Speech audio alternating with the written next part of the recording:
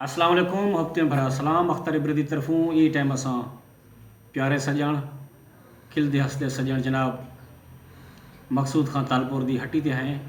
उनकी दुकान ते बैठे हैं और चिड़ी मार सारे बैठे संगती बैठे थे कैमरेमैन जनाब तुसामा लगारी साहब मोहम्मद खान चंगवानी साहब बाकी तमाम सजण जिन्हें सारे बैठे सांझ पे करें सारी तरफों सामीन सुनने दी मोहब्बत भरे सलाम कबूल फरमेसो इवें अख्तर इब्रत दे मोहब्बत नाल तुसां शामिल हाल रहे वेसो मेरे यूट्यूब चैनल ते लगते वेसो अख्तर इब्रत लिख सोचा सब्सक्राइब करे सोचा लाइक भी करे सोचा कमेंट्स भी करे सो ते टीली वाले पासे भी लगे वेसो टिणू कर छुड़े सो ताकि असां तो नाल सांझ करे सूं ते एक बंद मेरी फूट दा फूका ही निकते गई हर शय भुल एक झटके विच जबरदस्त मीह डांगे दा मेरे सिर ते हा सिर भीड़ कुटियोने मटके विच होंदी हर को इज्जत प्यारी है रिए ख्याल हिको ही सटके विच हाथ दूहे इबरत रोज गए हाथ एक मंझले विच क्या पटके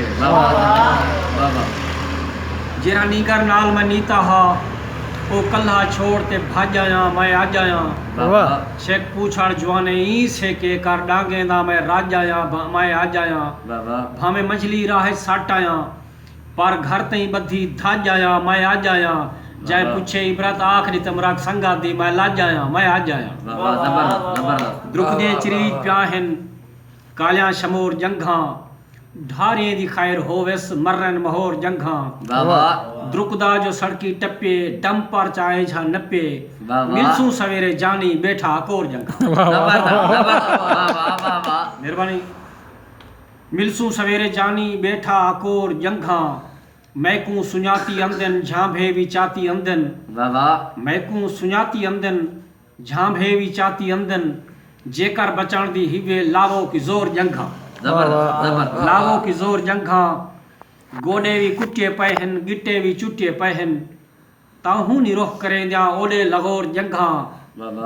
फटन छुटेंदे वद्दू डीहन कटेंदे वद्दू